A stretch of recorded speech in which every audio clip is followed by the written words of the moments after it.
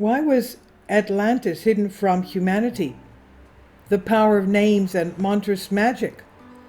Knowledge about Atlantis hides a terrible secret, otherwise why does humanity know so little about it today?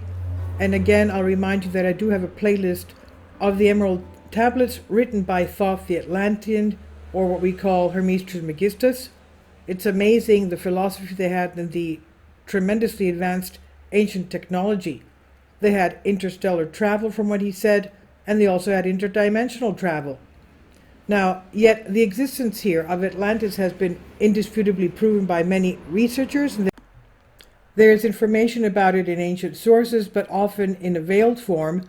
Thanks to the ancient Greek Plato, we know that the inhabitants of the mysterious civilization called their continent Atlantis. The history of Atlantis and all the legends about it were transmitted, as is known, by Plato in his dialogues of Timaeus and Critias. Plato, as a child, heard about it from his great-grandfather Critias, a 90-year-old elder who in his youth heard it from Solon, one of the 7 wise men of Greece, a friend of his father Dropidas. We believe that it is difficult to find a more reliable source. The reason for the concealment by the ancient knowledge of even the very existence of Atlantis was in that irresistible horror that was inspired by the very memory of the last Atlanteans and the monstrous power of black magic, which was owned and freely used by the morally degraded remnants of the once bright and beautiful fourth race. Now, in the Emerald Tablets written by Thoth the Atlantean, he does refer to the fact that they were misusing their technology and knowledge, and they were going against the commandments of the divine spirit, God that is, and he believed that it was only a matter of time before the divine spirit put an end to Atlantis. And that's why a lot of Atlanteans left and established cities in other areas of the world. And now going back to this again was known to the priests of Egypt and Plato himself, and only a solemn oath of secrecy which extended even to the mysteries of the Neoplatonists prevented the disclosure of the whole truth. Indeed, the knowledge of the last island of Atlantis was so secret, thanks to those superhuman powers possessed by its inhabitants, the last direct descendants of the god or divine kings, as it was thought, that the disclosure of its location and existence was punishable by death. Can you imagine?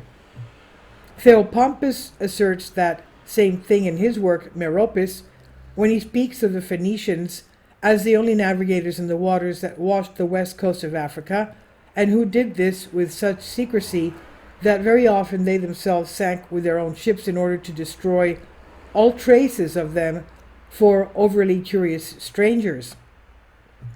If the Diocletianic persecution had not burned down the esoteric writings of the Egyptians in 296 AD, along with their books on alchemy, just as Caesar burned 700,000 scrolls in Alexandria and Leo the Isaurian 300,000 in Constantinople, which is today Istanbul, in the 8th century, and the Mohammedans who destroyed everything on which they could find, the world could now know much more about Atlantis, for alchemy had Atlantis as its home during the Fourth Race and was revived again only in Egypt. The horror of the corrupting influence of morally fallen people, reinforced by the techniques of black magic, forced the ancient people of the Fifth Race who lived in different countries not only to hide the fact of the existence of the dead continent and its population, but even to avoid mentioning the real names and surnames, inventing their own or translating the meaning of ancient names into their languages. Atlantis is often mentioned under a different name, unknown to our interpreters. The power of names is great, and this has been known since the time when the first people were instructed by divine teachers, and since Solon studied this, he could have translated the name of the Atlanteans into names invented by himself. In connection with the mainland of Atlantis, it's advisable to bear in mind that the narratives that have come down to us from the ancient Greek writers contain mixed statements, some referring to the large continent and others to the last small island of Poseidonis. It has become customary to accept them all as referring only to the latter, but the incorrectness of this becomes obvious due to the inconsistency of various statements about the size, etc., of Atlantis. Magic has lost its name and along with it the right to its recognition, but it is used daily and her offspring are magnetic influence, the power of eloquence, and so on. Now the real truth is that magic is still in full swing among mankind, no matter how blind mankind may remain to its silent presence and influence on its members. In regard to its daily and hourly beneficial, harmful effects, the world is full of such unconscious sorcerers, in politics as well as in everyday life, in the church as well as the citadel of free thought. And this is on Soul Ask. Please leave your comments. Thank you for your support. Support my Patreon account.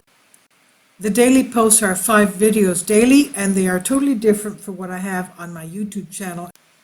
Thank you so much for your support and that you find all my content so interesting. You'll find the Patreon account details in the description box below.